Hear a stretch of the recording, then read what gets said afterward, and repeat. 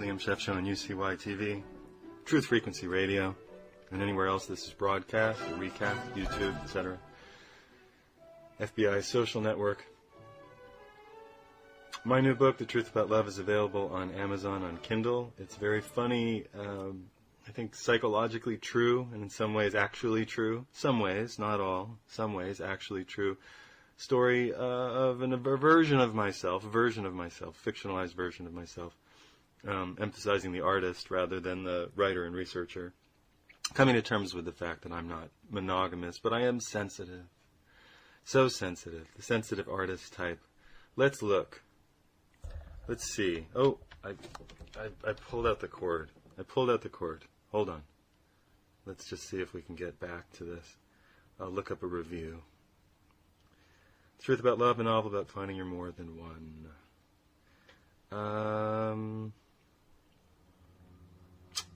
I started reading the book and immediately was in awe of the rawness of his life that he was sharing in this latest work. We're getting the story of his own discovery, something from the male perspective and something very real. I wanted to keep reading to digest it all. I wanted to know more about what was going through his brain in each instance. I guess his is Will, the character, or maybe mine. I couldn't put the book down. I didn't want to. Reading how he loves, well, this would be Will. It reminds me of how I am loved and how I love. You don't have to understand, but I do encourage you to experience the experience of the reading. Carrie Lee, recipeforanarchy.com. Thank you very much for that warm, lovely review. It's extended at her blog, recipeforanarchy.com, which is a blog that I actually really like. I found some of the more intriguing moments in the book were the quiet back and forths between Will and Helen. Yeah, they would be. Through Scheff's beautiful, thank you, descriptions, I felt myself a welcomed voyeur sitting in their warm Boston apartment watching the almost waltz-like exchanges of kindness, Asian cooking, and friendship from April Bowden, my friend, writer, mom, supermom, autism mom, but supermom. Truth Heard Talk. Here's another one. This has got to be the most straightforward and honest book I've ever read, ever. Talk about keeping it real. This is a story that most people wouldn't have the balls to write, or the ovaries. This was a great read. Super Don Naylor, radio host. Thank you. There's some other reviews. I could go through the Amazon reviews. Here's a review from a person who didn't really like it. I gave it only 3 stars because of the subject matter. Well, right, read the book. I don't understand. How do you criticize subject matter in a review? It's none of your... Don't review a book that you don't like. I didn't want to read it, but was curious about the male mentality. I guess I wasn't too disappointed. And there you go. There's a backhanded compliment, if ever there was one. So the book is there on Amazon. It's The Truth About Love, a novel about finding you're more than one. It's $2.99 on Kindle. I'm readying the paperback version, which will be more expensive, much more expensive.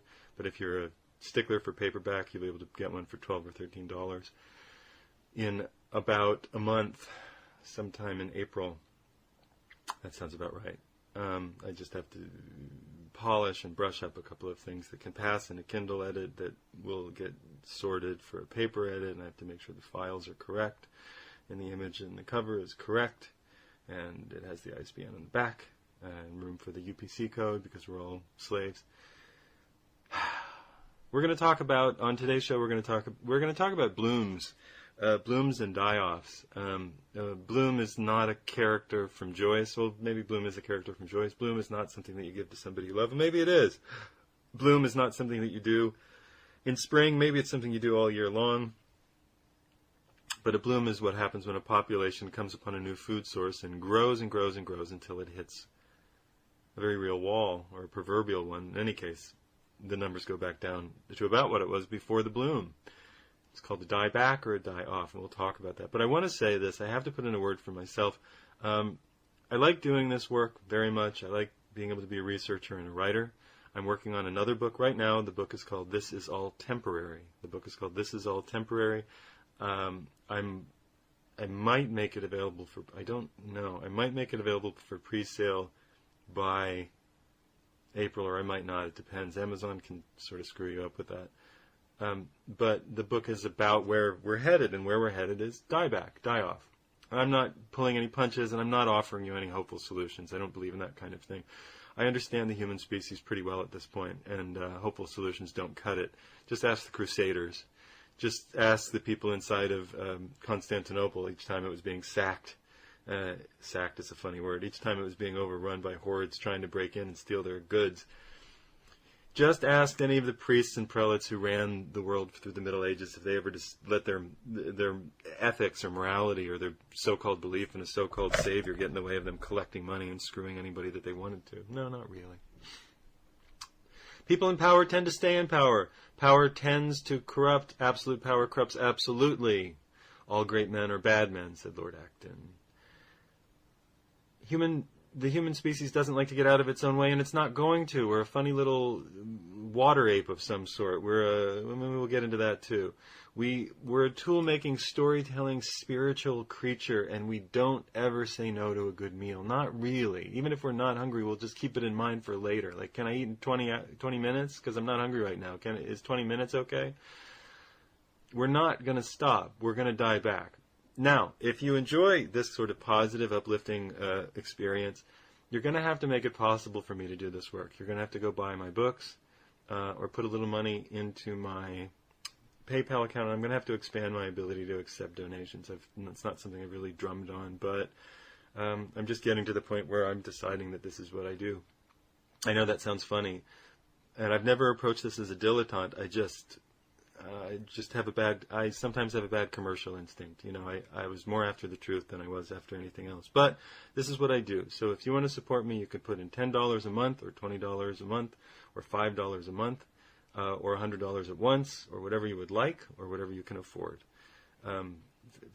to my PayPal account, which is listed on the front page of my website, which is there. Let's see. If I scroll down, it says Liam Scheff. Vaccines, Mercury and Autism, Listen Live, Donate. I see it right there on the side, Donate. And I'll have to make that publicly available in another way. So there it is. There's a Donate button, or you can just buy books from me if you want to buy more than 5 of any book, whether it's Official Stories or The Truth About Love when it comes out in paperback. More than 5, you can get them for $10 a piece, which includes, at this point, gas rates being what they are, which includes shipping, but that could change. You just have to contact me, put money in my PayPal account, covering, I think, $52 or something like that to account for the loss through PayPal. And send me your address, we'll correspond, and I'll send you the books. And you will not pay for shipping, so you'll save a significant amount of money. Or go buy the paperback or Kindle version of my book, Official Stories, which is 10 topics, 11 chapters, 10 topics. Although I'm irritated, somebody just wrote a review and said, it was a great read, but a little disjointed. It's not disjointed. It's 10 different topics, you idiot. Although I appreciate you saying it was a great read, it's not disjointed if it's intentionally 10 topics, and that's what they meant. It's not the same topic from chapter to chapter, but it's the same exercise in examining the official story, the magic bullet that we blame everything on. And, sorry, my head just let it go. It's been a little while since I actually wrote that book. So for every official story, we have the lone gunman who we say is responsible, the magic bullet, which is the physics-defying bit of logic or anti-logic that we say is responsible. So you can figure it out for JFK, 9/11. You can figure it out for HIV. It's always the tests for HIV. The tests are fraudulent. The drugs are real. AIDS drugs are quite real, and they will kill you. HIV tests are quite fake, and they won't tell you anything. So you can figure out how that works. That works in most of the virus hunters' theories. It's always like that. But what I'm saying is if you like what I do, please support me. It's that straightforward and that simple. I'm going to keep doing this work. Excuse me, pardon me.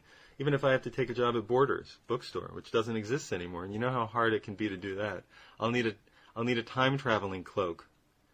Speaking of time-traveling cloaks, I recently made myself rewatch. Well, I don't really watch movies. I only listen to them because I find watching them redundant.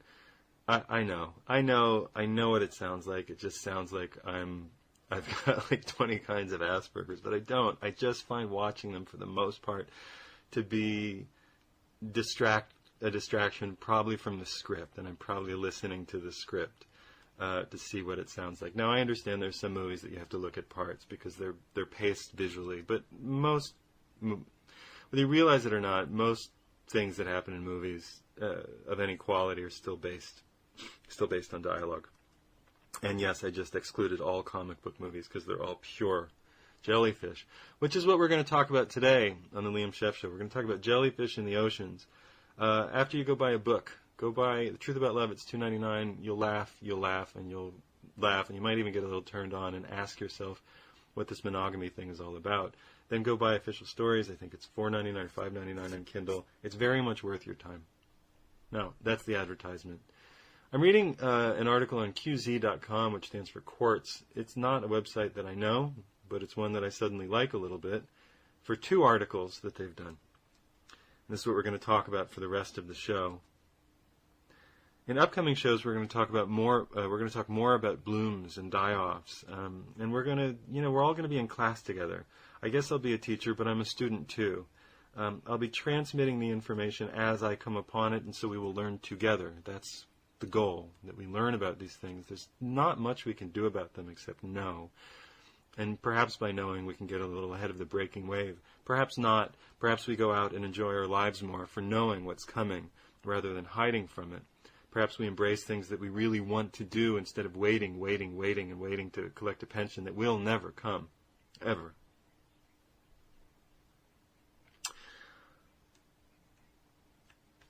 Jellyfish are taking over the seas, and it might be too late to stop them. Take out the might. This is from last year. This is from October 2013, so the end of 2013, so it's a year and 4 or 5 months. Last week, October 2013, Sweden's, Oskarshamn nuclear power plant, we're in Sweden, Oskarshamn nuclear power plant, which supplies 10% of the country's energy. Pause and think about that for a moment. Had to shut down one of its 3 reactors after a jellyfish invasion clogged the piping of its cooling system. The invader, a creature called a moon jellyfish, is 95% water and has no brain. It sounds like a politician. Not what you might call menacing if you only had to deal with 1 or 2. En masse, jellyfish are a bigger problem. By the way, let me give the author of this credit because she deserves it. Gwyn Guilford for Quartz magazine. It's a good article, unlike 99% of the absolute used toilet paper that now passes for journalism. En masse, jellyfish, yeah. Fuck you, Huffington Post, all the way to hell. En masse, jellyfish are a bigger problem. The moon jellyfish swarm phenomenon, yeah, I said that. Jellyfish, yeah, I don't like them. They just report bullshit and crap, all right? I'm moving on. Occurs at regular intervals on Sweden's 3 nuclear power plants, says Torben Larsson, a spokesperson for E.ON, which owns Oskarshamn. Larsson wouldn't say how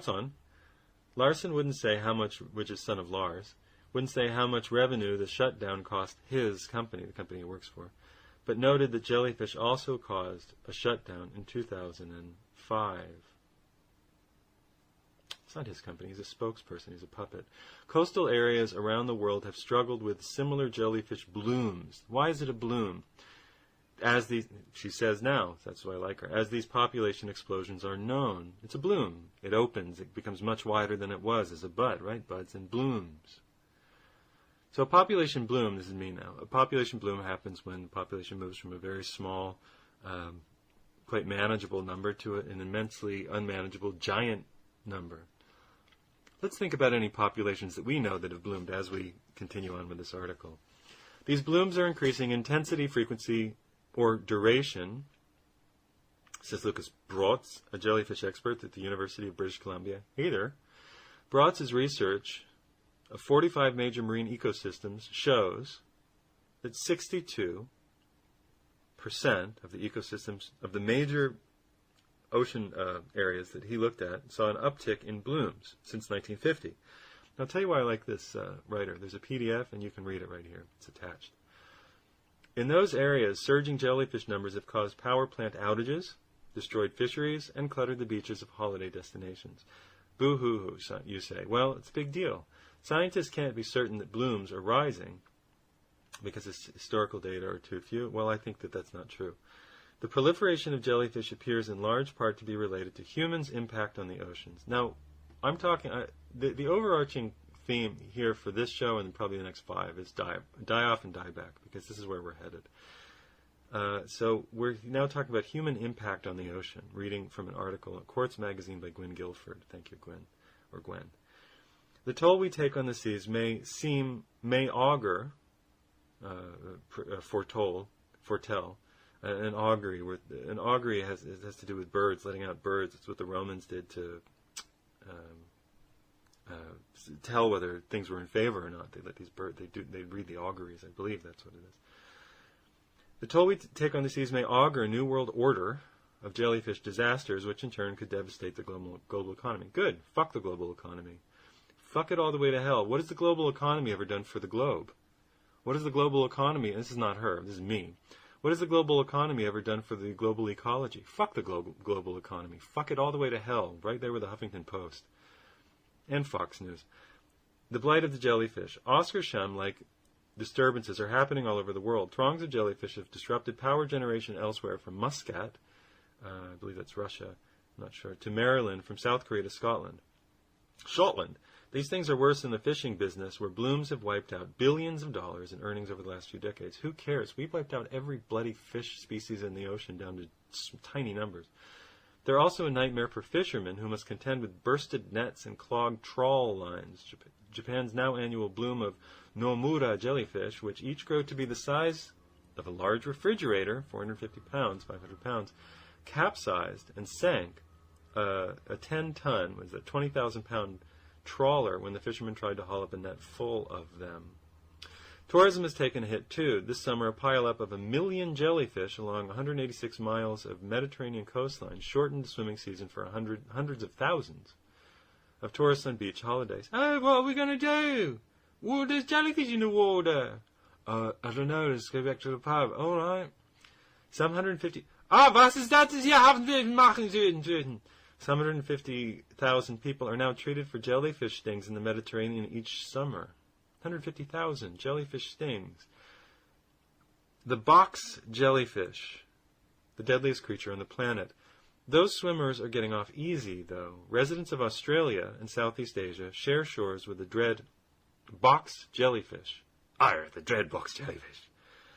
Whose sting is the most explosive envenomation process presently known to humans, says a team of scientists. Venom injected from its 10-foot-long tentacles turns the tissue into soup, as one marine biologist put it, and causes the heart to seize. Death usually occurs within 4 minutes. In the Philippines each year, between 20 and 40 people die from box jellyfish stings. Low on the mortality number, significant, though, when you consider the numbers are increasing, and it's the oceans, and it can happen to anybody who's swimming. Still, numbers are small, but I'm not going in the ocean. Then there's the irukanji, the box jellyfish's diminutive cousin, not much larger by this image than 2 match heads. The irukanji has mastered the closest thing to the perfect murder in the animal kingdom. Isn't there a police song about that? Murder by numbers. Remember that? Usually the size of a sugar cube. Say you're singing it in your head. 1, 2, 3. It's as easy to do as your ABCs. Usually the size of a sugar cube, the irukanji is hard to see, and its stinger leaves no trace. Around 10 minutes after contact, bloody hell, victims suffer everything from excruciating lower back pain to incessant vomiting to constricted airways, and the creeping skin frequently associated with methamphetamine usage. Unlucky victims sometimes succumb to brain hemorrhaging, extreme high blood pressure, or in 30% of cases experience some form of heart failure, says Scientific American. Not always reputable. But I'll trust them on this because they're not measuring anything the government did. Fuck you, Scientific American. Fuck you. That's for 9/11. And 1 out of 5 victims ends up on life support. It's difficult to know how many victims the irukanji have claimed, writes biologist Tim Flannery in his related piece at NewYorkBooks.com, since many deaths have doubtless been put down to stroke, heart attack, or drowning. I'm reading from QuartzQZ.com, an article by Gwen Guilford, very good article, which is why I'm reading it. Australia is known for its menagerie of lethal beasts, But now both types of jellyfish are found in Florida. Hey, kids! Let's go swimming, Mickey! And elsewhere. 6 Bach jellyfish nearly killed endurance swimmer Chloe McCardle last June. She miraculously survived despite having sucked a spaghetti-like tentacle into her mouth. Reports of stinging now come from India, Cape Town, and even Wales. An eating reproducing machine that's almost impossible to kill. No one's sure how the box jellyfish in the Irukandji are spreading. I am. They live in the ocean. Jellyfish species are turning up in new habitats every year. It's a big, giant sea, everybody. What's the big mystery? There are currents that go all over. There are boats going everywhere. They're turning up in new habitats every year and thriving. That's probably because, from an evolutionary standpoint, jellyfish are biologically primed to swarm the seas. Here's why. They have few predators. The ones they do have include sea turtles, which we've killed, salmon, which we're killing, mackerel, which we've killed, and albatross. Animals that are increasingly scarce. And of course, when they're transported to new ecosystems, jellyfish often have no natural predators, just like man. We've combined all the most dangerous, evil animals in all the world into one super animal. Surprise, it's a human. They're eating. Thank you, Futurama. They're eating machines. The comb jellyfish, which wiped out the Black Sea's $350 million fishing industry, can put away 10 times its body weight in food in a single day. What are they, Walmart What are they, Walmart shoppers? Sorry. This is even... What are they, Walmart shoppers? There, we'll go with that one. This is even though it needs to eat only 16% of its body weight to keep growing. It can eat 10 times its body weight, which is 1,000% of its body weight in a single day. 1,000%. It only needs to eat 16% of its body weight. But it can eat 1,000. The rest of that food goes toward making it bigger. Not just bigger, but bigger and bigger. They play dirty against competitors. Not only do jellyfish compete with smaller fish for the same food, but they also eat those fish's eggs. That collapses fish populations, causes fish populations to collapse. They're world-class proliferators. Jellyfish don't have baby versions of themselves the way most animals do. They create polyps, little bundles of clones that attach to hard surfaces and wait for their opportunity to release small jellyfish. Actually, they stack up like little coins. They do. They stack up like little coins. You wouldn't even know what they are. There's like a little stack of coins, and they pop off when there's enough, when the environment is right. However, while they're waiting, polyps clone themselves, creating more bundles of future baby jellyfish. Hey! It's like we've created an ocean full of cancer. They're almost invincible. One reason jellyfish blooms are so disastrous is they're almost impossible to get rid of. In fact, cutting some species open actually creates exponentially more of them. What's the song? Sorcerer's Apprentice song? I can't recall it. I'll have to look it up. But anyway, that would be good to play right now. No, that's not it. That's like Andy of Mayberry. I can't remember. Oh my God. What's the Sorcerer's Apprentice song? Dun dun dun dun dun dun dun dun dun, right? Bree bree bree dun dun dun dun dun dun dun dun dun dun bree bree. Stop it, Liam. When the cell of one species named the named the Benjamin Button jellyfish are released through post-mortem decomposition. Okay, here, get this. When one of these jellyfish dies, its cells degrade, but some of the cells find each other and start over and make a new polyp. I'm not kidding. Pretty cool. Pretty zombie-like. What are they, Walmart shoppers? Why is this happening now? They may have... don't use this word. All right, I'm taking you from an A to an A- for this. They may have gamed evolution. Fuck you. It's not a game. In written human history, jelly blooms have never before infested the seas. So why now? Duh. Hey, why now? BP oil spill, oil spills everywhere. How about radioactive material flowing into the oceans, killing everything else? How about overfishing? What about simple overfishing? Throughout history, the intricate lattice of ocean life has kept jellyfish in check. Thanks to overfishing, pollution, and other factors, though. Is this the mystery? Jellyfish populations are exploding into superabundances and exploiting these changes in ways that we could never have imagined, except people, who said this isn't going to work out for you, like anybody who was paying attention. and in some cases driving them, explains biologist Lisa Ann Gershwin in her brilliant book Stung on jellyfish blooms and the future of the ocean. Both a fascinating book. I'm not going to say, people say a fascinating read. No, it's a book. Reading is something you do. It's not a noun.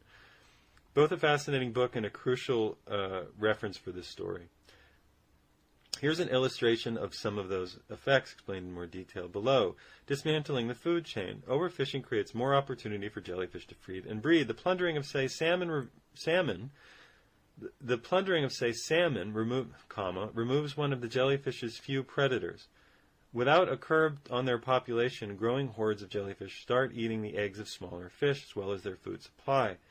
J-dogs also wreak havoc on the food chain when they're introduced to new ecosystems, usually via ballast water that shipping tankers take on and release as counterbalance to cargo. In other words, we now figured out the first part. Why do they travel all over the world?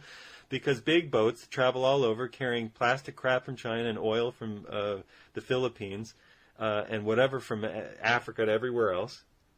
They suck up ocean water and then they dump it out when they land. Oh, come on. What is that? Fucking god damn it, how straightforward can we be? Outlasting everything else. Other contributors to the jellyfish bloom are the dead zones created by what scientists call eutrophication. That's murder of the ocean bottom. Farming pesticides and sewage pumped into rivers meet the ocean, dead zones. This affects plankton, teeny aquatic plants that are dinner buffet for a vast number of sea creatures. Normally these little phytoplankton live on nutrients from chemicals in the seabed releases, but their populations explode when doped on nitrogen and phosphorus, forming algal blooms like the one near Qingdao, China. Sorry about that Chinese. Qingdao! The whole food chain starts chowing down, another minus there, I don't like that expression, creating more excrement and more dead creatures. These float to the bottom, stripping the water of oxygen. Since most creatures can't survive in areas with little oxygen, their numbers fall. But, hey! Not jellyfish. Hey, come on, Mother Nature. You're not going to let a void just go remain empty? Of course not. What are we? How stupid are we? There's no needed explanation. Oh, we're out of time.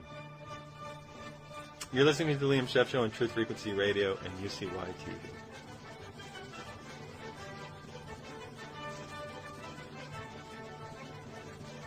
And we're back from a non-break. Let's just keep going. Sorry, I overran the Truth Frequency break, but we're going to keep going until we hit the half-hour mark. Then we will break, and I will come right back. The whole food chain starts eating, da-da-da. Scientists think dead zones are behind the surge in Nomura jellyfish in Japan.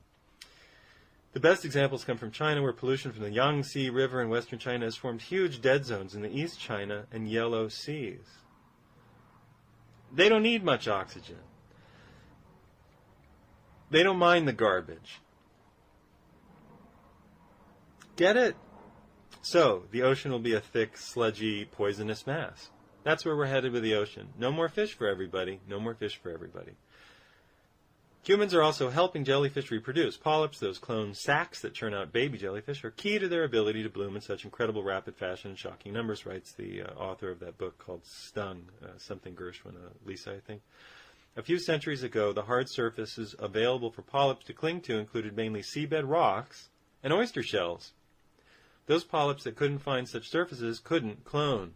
But, hey, we've built stuff in the oceans, human structures, piers, drilling platforms, plastic cigarette packets, garbage, plastic floating in the ocean, offshore wind turbines, small, there aren't that many of them, boats, so many boats, big boats, half mile long.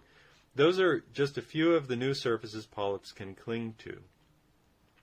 Big blooms, concludes the author, may be the new normal. Humans may eventually act to reverse, no they won't, to reverse the bloom in jellyfish blooms, boom. No they won't. But as the research of Lisa Gershwin, Bratz, and other scientists suggests, careful work, those efforts may not work. No, they're not going to work. The peculiar biology of jellyfish means that once their numbers surge, the tide may be impossible to turn. Thank you. I'm reading from an article from Quartz Magazine by Gwynn Guilford, A-, or B++.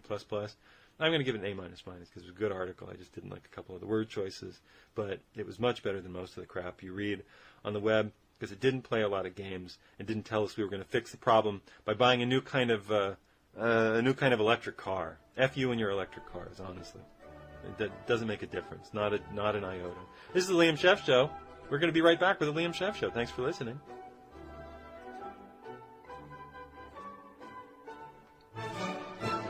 We're back on the Liam Scheff Show on Truth Frequency Radio. Sorry about overrunning that last break. And UCY TV. Hi. Last segment we looked at the problem of jellyfish taking over the ocean because of us. Because of us killing the sardine fisheries and every other fishery and putting pollution everywhere and making it a prime low oxygen, terrible, polluted atmosphere, nitrogen-rich atmosphere for jellyfish to live in. Yes, we're going to destroy ourselves. No, there's nothing we can do about it. Nothing. I want to look through another article on this same website, quartzqz.com. First, a word about our sponsor. The sponsor is Liam Scheff. You can buy my books at Amazon.com and CreateSpace. I'm going to be working to make them available in other places and in other digital formats soon, but it all takes time, focus, and energy, and I'm busy writing my next book. I'm finishing an edit for the paperback of The Truth About Love, which I hope that you'll look at. It's a very fun book. Visual Stories is out and is still eminently readable, and we'll catch you up to where we are in the 21st century. All right.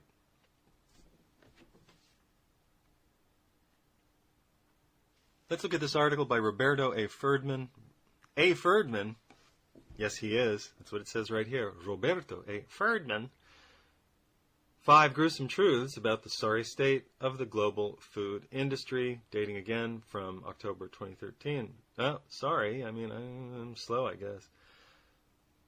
Wednesday, October 16th is World Food Day, a day marked by the United Nations world-class murderers to hey, vaccine programs aren't murder, they're just poisoning. And sometimes people die.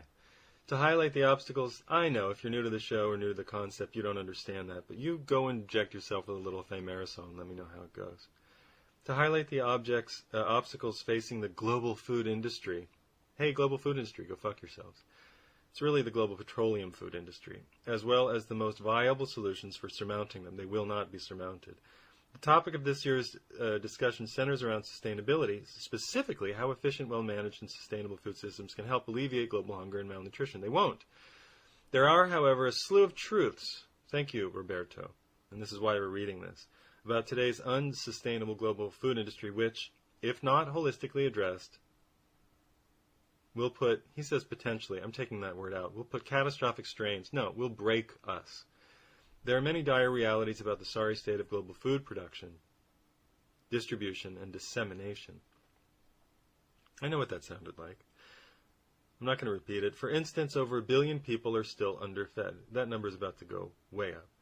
But the lesser-known realities are equally eyebrow-raising, stomach-turning, and deserving of attention. Number 1, we consume less than a third of the food we produce. The world currently produces enough calories to overfeed every human being, about 27 calories per head per day, and yet the world as a whole is underfed. The reality is, in no small part due to the overwhelming inefficiency of our global food production and consumption, a third of the food we produce is used to feed animals. Now, I'm not talking about Burger King denizens or people who go to McDonald's. That's not very nice. I'm not talking about football fans. I mean animals. Another third is wasted, and roughly 5% is used to produce biofuels. Yeah, that's all a waste. 5% biofuels is a waste. Wasted as in they go spoil or they throw it away or burn it to keep markets in check is, also a waste. A third. A third of the food we produce is used to feed animals. A third.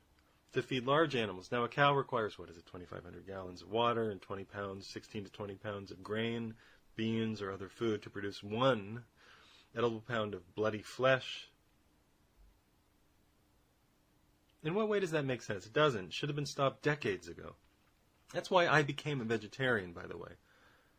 Those numbers alone. Just the idea that we would take all of this food that people can eat, beans, grains, whatever you want to feed them, and shove it into these cows, which don't want to eat this stuff anyway, give them diseases, and then eat them at a loss of 20 to 1? Why? Our water scarcity problem isn't just about geography. Roughly a fifth of the world lives in areas suffering from physical water scarcity. I'm not fond of this mealy-mouthed sort of UN talk, roughly physical water scarcity. In other words, we're running out of water. Another 500 million are quickly approaching water scarcity. But that's only half of it. 1.6 billion people approximately live in countries with insufficient water infrastructure, or in what's referred to as economic water scarcity. So you got physical water scarcity and economic water scarcity. Well, guess what? All of the Western United States has physical water scarcity, or is approaching it rapidly. No, they have it. And I don't know why it's not on this map, California. That's because they steal their water from the north, but that's stolen water, and that's running low too. In terms of access, what they call access, clean water sewage systems, most of Africa doesn't have that. A lot of India doesn't have it. Parts of China doesn't have it, don't have it. When we didn't have it, we had all the diseases of the 20th century that went away when we put in sewage systems. It wasn't vaccination, it was sewage systems. Asshole scientists. Asshole propagandists. It wasn't vaccinations, it was sewage systems. Go look at the charts. You can figure out when the diseases went away and when vaccination was introduced. The diseases went away when sewage systems were put in. What's more, water use has been growing at more than twice the rate of population growth for over a century. Water use has been growing at more than twice the rate of population growth. Why? By 2030, here's a projection, so we don't know if it's true. A mere 16 years from now, at the time of the article, global water demand is expected to exceed supply by 40%. In other words, we're not going to get there. That doesn't make sense. Global demand cannot exceed supply. Our obsession with meat is costing the earth dearly. Not long ago, meat was a luxury consumed by a few. Now it's eaten by most of the world's population. Well, that's not true. It's not eaten by most of the world's population. It's eaten by the Western world's population, minus one giant point. The livestock industry accounts for 30% of the planet's land. Some think that's an underestimate.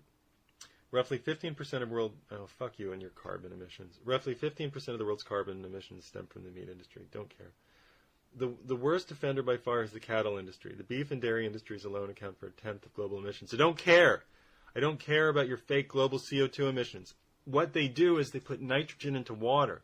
They fill giant lagoons and lakes and rivers full of feces.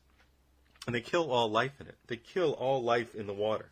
Nitrogen kills life in water and makes it possible to have what we talked about in the beginning, jellyfish blooms. So you can shove your farting cows up your ass. Nobody's going to stop doing anything because of that. But you're putting 20 pounds of, fucking liberals, you're putting 20 pounds of grain into one animal to produce 1 pound of edible meat, and you pat yourself on the head and tell yourself you deserve it. Well, you don't. Nobody does. You don't need it. It's ridiculous. Eat small animals. You want to eat animals, eat guinea pigs. Be like a South American. Eat rabbits and guinea pigs. Eat small animals. Our reliance on animals is the problem. As for food is the problem. That's going to make us run out of food. It's why we're overwatering Monsanto land. We're not eating those soybeans that we grow in Monsanto land. We're stuffing them into cows. Knock it off. I mean, I don't know why there's not an Earth First to take care of this thing. Free all those cows or slaughter them all at once and have a giant... Why don't we just have a giant barbecue all at once? Vegans, non-vegans alike. We'll just go eat all the cows in the world except for a sustainable numbering in the millions, not the hundreds of millions, or whatever the numbers are. That sounds about right. And we'll all have one big day where we eat too much steak. Half the people have heart attacks by the end of the day. Good, there are too many people anyway. And yeah, fine, quote me.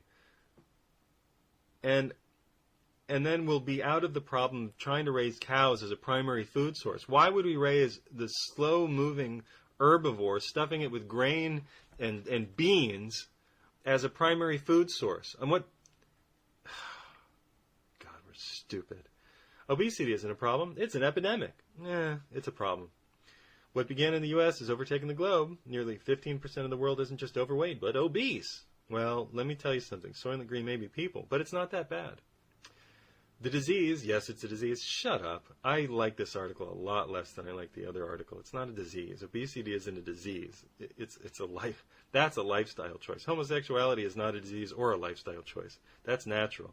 But obesity is a lifestyle choice. You don't want to eat the sugar, don't eat the sugar. It's a choice. Don't eat the pixie sticks. Don't eat everything that has sugar in it and you're not paying attention. It's all sugar. Sugar, pesticides, GMOs, glyphosate. Stop eating that shit. And I know that it's impossible to stop eating it. I know it's in everything, but try and avoid most of it and you won't be obese anymore. When measuring the percentage of the populations that are both obese and overweight, the numbers are overwhelming, says the writer. Why don't you let me come to that conclusion? This is not as good a thinker as the previous one, Roberto. In the U.S., some 70% of people are obese or overweight. 70% of the U.S. is obese or overweight. In Latin America and Europe, 60%. Well, Latin America and Europe is very, very, very different. Latin America includes a lot of westernized capitals who have terrible, terrible diets, and Europe's very different. I don't think Europe is 60% overweight. The current course is both costly and unsustainable. Blah, blah, blah. Non-communicable diseases of which overweight and obese are leading risk factors. No, shut up. It's not a disease. It's a lifestyle choice. I mean, it will make you sick and it will cause disease, but that's different. Okay. Food consumption has exceeded food production for 5 of the last 10 years, and it appears to have caught up with us. World grain reserves haven't been this low since 1974, when the population was in the 3 million. I mean, half of what it is now. Bloody hell. With a healthy level of reserves to fall back on, the world is woefully unprepared for any and all unexpected bouts of severe weather. Meager harvests by any, and that's, give the global warming people something. Harvests are being affected around the world. Now, all the global warming people come out and see, Liam, sure, fine. Global temperature change, fine. You're not going to get anywhere talking about that. It doesn't really matter. If you're not going to make sense to people and explain that you can either feed everybody or you can feed 3 people, and everybody else, 97 people out of 100, are going to come back and try to kill those 3 people for eating the cows, and at that point the land is already Monsanto land and broken, etc., etc. Nobody's going to give much of a damn. You just make some economic sense. Meager harvest by any of the world's main exporters of grain, which include corn, GMO, wheat, sprayed, and rice, could leave significant portions of the earth without enough food. Yeah, no shit. We're not supposed to be in a global web of food. We're supposed to be producing food locally. Africa's supposed to be producing millet. South America's supposed to be producing corn and quinoa. North America's supposed to be producing corn and wheat and barley and oats. All over the place, not just one place. And we're supposed to be producing heirloom Gesundheit, heirloom varieties. Heirloom varieties. Not these inbred Monsanto Franken bullshit strains. Anyway, correction, an earlier version of this article stated that cattle occupy about a quarter of the planet's land. This was corrected to say that the livestock industry accounts for 30% of land. And by land, they better not mean land mass. They better mean arable land that you can graze on, because some of it, you can't talk about. Well, who knows what they mean. So, 2 articles from QZ, quartz.com, QZ.com. The first one was, I think, a little more interesting, about the jellies, the jelly belly fish. Jellyfish are taking over the seas, and it might be too late to stop them. This is Liam Scheff. You're listening to the Liam Scheff Show on UCY TV, Truth Frequency Radio, on YouTube, anywhere else that it's streaming or plunking. Our population is about to crash. We're going to be crashing, coming over the hump and crashing. Maybe we'll make it to 8 billion in the next 10, 15, 12, 15 years. And then we come down. I don't know that we can, yeah. We're not going to be able to outdo it, outmaneuver it. We've entered a bloom. Let's talk about population blooms. Let's read about reindeer. You've heard this story before, haven't you? Have you heard this? I've never talked about this, but you might have heard it because it's a well-known bit of die-off politics. there's a curve. It goes up from a very, very, very low number of 29 up to 6,000, and it plummets within about a year or two down to 42. So from 30 to 6,000, was that 2,000%? And then down, or is that 20,000, 2,000%? And then down to 42, which is just about back to where it was.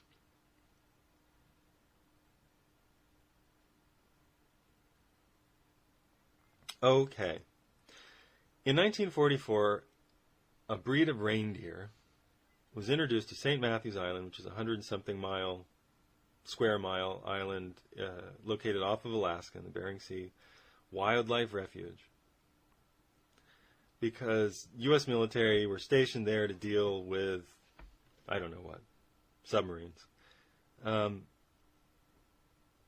And they needed to have some food there that would just be wild food that they could hunt, so they put some reindeer there. Well, the war ended, and they left the reindeer. The reindeer increased from 29 animals to about 6,000 20 years later. Less than 20 years later, by 1963. And in 1 year, died back to fewer than 50 animals. How did they increase from 29 in 20 years, from 29 to 6,000, and then drop back down to 40-something in 1 year? Well, it was a very bad winter that year, 61-2, and they had trouble getting, 62, I guess, trouble getting to their food. Their food were wild lichen growing on trees and rocks. Apparently the winter was very bad and made it difficult, and the bad winter and the hard snow made it difficult for them to get to their food. But they had actually overgrazed their food. Bacteria do the same thing. These examples have been used by writers talking about die-off for a long time. But you haven't heard them, or if you have, you can hear them again. Bacteria in a petri dish, putting them in a solution of sugar, which they'll eat, will eat that sugar, and they'll double every couple of minutes or whatever their life cycle is. And they'll keep doubling and doubling and doubling. And they'll double and double and double. Let's say they double every hour. Well, they'll keep doubling, and they'll move from a tiny portion of the dish, and then they'll occupy a larger, and then suddenly they're up to half the dish, and then they'll double again over that next hour, and then suddenly they fill the whole dish. Well, they can double again, and they can actually pile higher. But the question is, how much sugar solution that they eat is left in the dish? That energy source is going to determine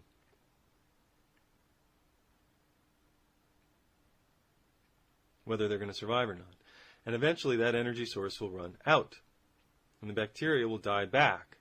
And there'll be mostly dead bacteria in a dish with a few live ones, eating the remaining little bits of food and doubling, but very slowly because there are very few of them. And then they'll run out of food and they'll die, and that will be that. And if you put in more food, they'll double again. And the whole thing could happen again. But you're putting in the food. Nobody could go back to the island and put lichen all over the place so that the reindeer could have the food that they were, that they ate, so that it could become a huge population, an untenable population all over the island. Nobody could go back and feed them, or I suppose people could have, but they weren't paying attention. There was no reason to. So the reindeer had a die-off, a die-back. The human population used to double, according to the researchers and their estimates, about every 32,000 years. Or at least that was the perceived rate of doubling. And the human population seemed to move from somewhere around 5 billion and, hundreds of thousands of years, 5 million, hundreds of thousands years ago to worldwide. The population all around the world. We're talking in the low millions, which is now what you have on just part of Manhattan. That's the whole worldwide population, just low millions. And it stayed that way. And then, crept up by the beginning of the ADs to a few hundred million. Significant, but we had cities, we had stable cities for a long time. So, 10,000 BC, maybe 4 million, 8,000, maybe 5 million. 0, maybe 170 million. Middle Ages, around 300 million, holding steady. Slowly, slowly, slowly increasing. And then it shoots upward, like a letter I, just standing straight upward, just going from a nothing to a 90-degree angle and shooting up, almost straight up. So by 1800, we had a little less, by estimates, than a billion, which is, so we're moving from millions to tens of millions to a few hundred million, holding steady at a few hundred million until we get 1,000 million, which is a billion. A few hundred million, 400 million, 450 million, 500 million, 500. I mean, we're talking centuries going by, centuries. And so by the 1800, after years of American expansion into the New World, into South America, from Europe, the stabilization of large cities in Europe over centuries, population almost hits a billion. Almost a billion. It took another 100 years for that to become 1.5 billion. Add another 500 million. And remember, the world had sort of stayed steady at 300 or 400 million for centuries, thousands of years. But then in 100-year period, they added another 500 million, like it was nothing. Like bacteria in a dish, doubling. Well, then from 1900 at 1.5 billion to 2000, we went up from 1.5 to 2, 3, 4, 5, 6. And we were over 6 billion. Over 6 billion people, by estimates, in 2000. And then by 2012, we were over 7. It took the world rocked steady at about 300 million to 500 million for centuries, for millennia, for thousands of years. It stayed steady before that at low numbers, 100 million, 50 million, for centuries. And for the majority of our time on the planet, we were somewhere between 5 and, 15 million all around the world. That's a lot of people. You don't know 15 million people. But now we're over 7 billion people. How did that happen? It happened because somebody put sugar in our petri dish. Somebody put lichen on our island. Well, that lichen aren't going to last forever. So what are the lichen that got added? You already know the answer. You've listened to this show before. If you don't know the answer to what is your food made of, where does it come from? Your food comes from the grocery store. It doesn't even come from a field. It comes from a box. You open the box, there's some sort of plastic in it. You open the plastic, there's some sort of thing in there. The thing smells sweet. It has layers. One of them is chocolate. Then there's some sort of spongy thing, and you eat that, and there's some sort of white cream in the middle. Your food comes in packages. It comes in a frozen package. You open it. There's some sort of plastic container. You put it in a deadly device called a microwave. You heat it. It smells like something. You eat it. It tastes like something. You're not sure what it is. You don't feel quite well afterward, but anyway, you get on with your day. Where does that food come from? That food is not food. That food was food. It was a variety of vegetable, plant, and animal fats and proteins. These had genetically modified ingredients added to them, or they were composed of genetically modified ingredients. They were taken apart in a food laboratory and resynthesized into a variety of things, sometimes some version of noodles or cut up bits of animal flesh, and then cooked in some giant laboratory kitchen and then frozen. Then wrapped in another layer of plastic and had a plastic seal put on top of it and then put into a box that has colorful images on it that are made out of petroleum-based inks, or maybe soy-based inks, sprayed with machines that run on petroleum and coal electricity and nuclear electricity, and put in giant trucks that run on petroleum, diesel, and then driven 1,000 miles so that they can be in your local Walmart where you go and buy them. Our food is really oil. Our sugar in the petri dish is oil. Oil is what made the population grow. Oil and coal from 1800 coal from 1800 to maybe 1870, but then oil. And so you see the slower population increase from 1800 to 1900 to 500 million, to the rapid population increase from 1.5 billion to 6 billion during the 20th century, the 1900s. That is the era where oil was used to make food, to ship food, to grow food, to procure food, etc., etc., etc. That is where we live. And we cannot help but to realize that we are on the cusp of a die-off. If you don't realize that, I'm telling you right now, we're on the cusp of a die-off. And when it's happening, you'll hear news reports. People who talk about die-offs don't often talk about how they'll happen. So I will tell you how they'll happen. Not just on this show, but on this show and the next show and the next show. I will tell you how it's going to happen. Starvation comes in on news reports. Oil decline comes in on news reports as rolling power outages. When there are rolling power outages through the Midwest in the coldest nights of winter, 10,000 people at a stroke don't wake up. They freeze to death in the middle of the night. They're not even aware of it. They're just cold, and then they pass out. And they freeze. In the hot summer, in high-rises, in downtowns, people go to bed and they wake up with a fever, and they're too tired and exhausted to get any water, and that happens for 2 days, and they expire. In the South, it happens all summer long. In the Southwest, it happens all summer long. News reports come in. 10,000 people at a stroke, dead. There were no guns, there were no vaccines, there were no bullets, there were no FEMA camps. It's just the weather. We're protected against the weather by electricity, by air conditioning and heating, by oil and gas. When there are interruptions in those things, people will die in large groups. It won't be dramatic. It won't be the movie version. There'll be no aliens coming out of the sky.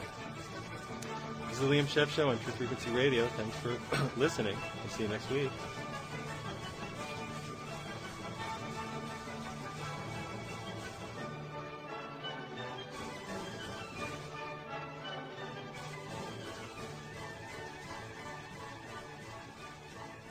And we're still here on UCY-TV, talking about die-offs, blooms, and the population bloom and bust of the United States and the world. The world is now totally dependent on Monsanto land crops. The exceptions are parts of Africa, India, and China, which are still procuring their own food locally, and those places will survive. We won't. If you live on a big farm and you do some hand farming, you might survive. If you have a group around you who you can bring in to do the work and the labor, you might survive. People living in cities, if you're going to be reliant on food coming in rurally when there are these power interruptions, oil interruptions, you're going to run out of that city and you're going to try to find a commune to work at and work on. You're going to look for land to work, and you're going to offer yourself essentially as a serf. Can I stay here, sleep here, live here, and work the land so that I have food? It's going to be quick. And by quick, I mean, a few decades of this. There'll be early adopters who don't want to have it, be under the gun. And I might be one of those early adopters who's looking for land to work, places to work the land. But the majority of people just won't make it. The cities will die. There'll be violent episodes, but that'll be a relatively short period. People look at these prison planet things as though that's a long thing. It's not a long-term project, the Gulag. It might seem long in a human lifetime, but there will be work camps. State governments will form work camps, and you will go and you will work and you will grow potatoes and raise whatever little animals you can find and grow turnips and cabbage and try to grow grain, which is hard to grow. And you'll be happy to have food, and happy to have heat, and happy to have each other, and you'll have lice, and you'll have other problems, and that'll be that. And if you wonder why I'm talking about it because that's where we're going. So I'm recommending that you get out of the habit of waiting for bad things to happen, and you start growing food now. And if you think I'm trying to scare you a little bit, I'm just trying to wake myself up most of all, so that I don't think that I have forever either. That's all. We've got to grow food. We really have to be growing food. You're listening to the Liam Scheff Show on UCY TV, Truth Frequency Radio. Please buy my book, Official Stories, and support independent research. Thank you very much for listening. See you next week. Stay well, and don't wait forever to live the life that you want to live.